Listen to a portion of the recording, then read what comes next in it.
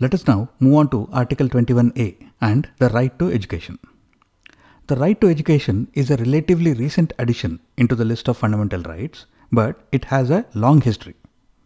In 1948, the year after India became independent, India was one of the signatories of the United Nations Universal Declaration of Human Rights.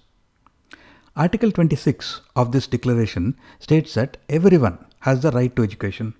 Education shall be free, at least in the elementary and fundamental stages, and that elementary education shall be compulsory.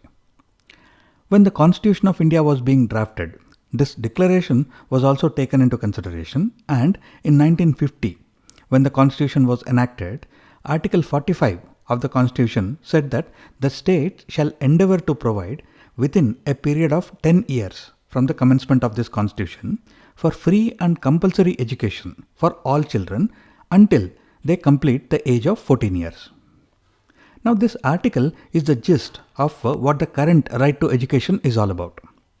However, the loophole here was this word endeavour, which means to try.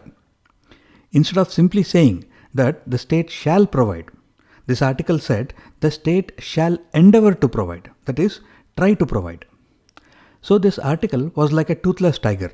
It could roar, but it could not bite. It was ineffective.